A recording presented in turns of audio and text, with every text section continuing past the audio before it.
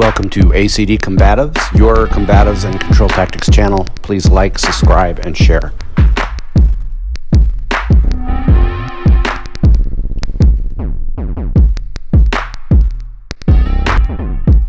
Hey guys, Coach Kurt. I'll try to keep this one as short as possible, but you know me, I always get diarrhea of the mouth. Let's talk about the negative effect COVID-19 has had on police training. And we can talk about all training, but you know I'm a control tactics instructor and a field training officer, so let's focus on those areas.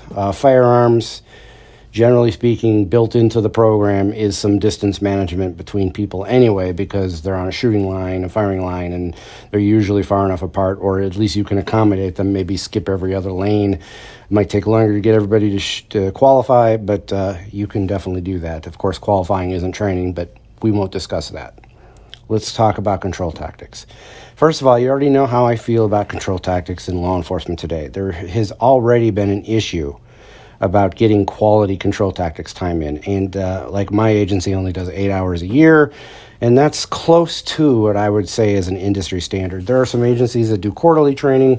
There are some agencies that only do one class a year, and then there are some agencies that do none. But generally speaking, I would say, and this is a guess, so don't hold me to this number, 8 to 10 hours, maybe as high as 20 hours a year in some cases. That's still crazy low. And that's a problem. So now you add on top of that COVID-19, where every agency under the sun has had issues about, well, we put these people together and they're going to start giving each other COVID.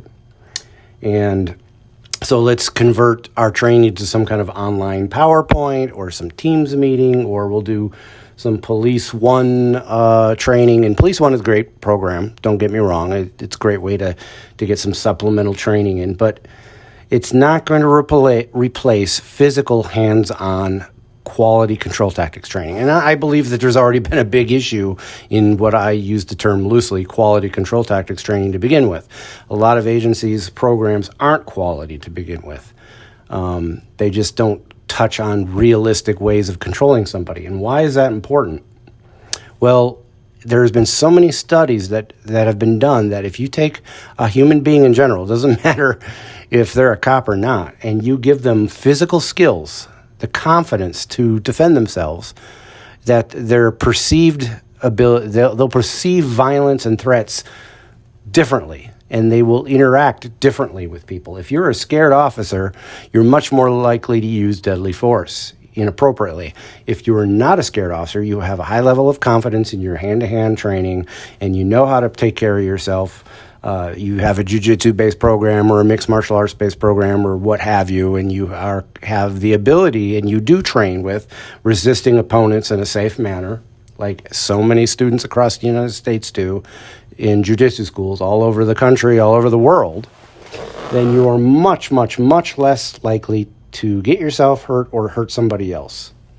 And you are much more capable of talking your way through a situation, because your perceived threats is down. You're able to handle the threat better.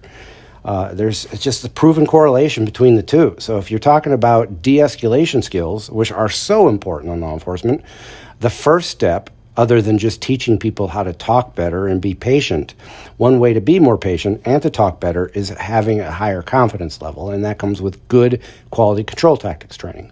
So if we're already hurting in that arena, and I'm talking nationwide, industry standard. The industry standard in law enforcement is left wanting and is definitely not where it should be. So you add, like I said, add COVID to that, and now the last couple of years, officers have been getting less and less and less training. So what do we need to do? Well, now that COVID is on the way out, or hopefully on the way out, we've got everybody vaccinated and boosters and what have you. There's still going to be some limitations possibly, but we need to start emphasizing better control tactics, combatives training, jiu-jitsu-based programs, MMA-based programs, and make it an industry standard. I think that's what citizens need, that's what they want, and we need to meet that challenge. So that's my 2 cents. Like I said, COVID has been an issue for training the last couple of years, and it is what it is, so it had to be done. But it's time to play catch up, and it's also time to kind of wipe the slate clean and let's start all over. Let's figure out ways that we can get weekly training in for law enforcement in a legitimate control tactics program, not some foo-foo Steven Seagal crap. I'm talking legitimate jiu-jitsu-based, Gracie survival tactics maybe, MMA-based. It doesn't matter as long as it's quality-based program, legitimacy to it with qualified instructors, and they shouldn't have to necessarily be law enforcement officers. We need to get that into the realm of law enforcement. It needs to become an industry standard. So another thing I've noticed is officers coming to me in the field as a field training officer from the academy.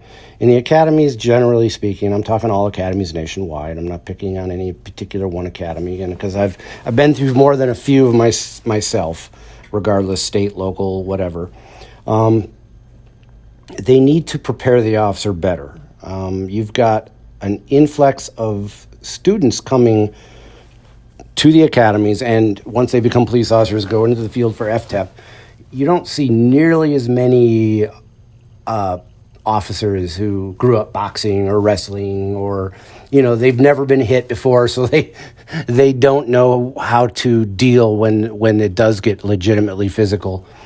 So the academies need to have a better setting as far as a good jiu-jitsu-based program. There are some academies that are definitely better than others, and there are academies out there that have adopted the Gracie survival tactics, which is basically jiu-jitsu for cops. And I applaud all these agencies and all these academies that do that. Some need to catch up with the 21st century and follow suit. But we need to prepare these officers more, give them much more training in that arena. And along with that is the actual ability to de-escalate, the gift of gab, how to be patient with people. And that should be taught alongside control tactics. And that needs to be upped quite a bit. I know in some cases, academies only doing, 2, 4, 8 hours out of an 18-week academy and something like that. That is crazy. Should be at least a full week of, de-escalation skills, 8 hours a day for a week, focusing on something like that. A good 40-hour program built into the academy. If that means lengthening the academy so they can get better control tactics and better de-escalation skills, because the two go hand in hand like peanut butter and jelly, then that's what you need to do. Again, people with those skills tend to have a higher level of confidence, and they are much less likely to use force inappropriately. All right, if you have any questions, please call, comment, what have you. Please like, subscribe, and share, and everybody take care and stay safe. Let's roll. Hey, let's be careful out.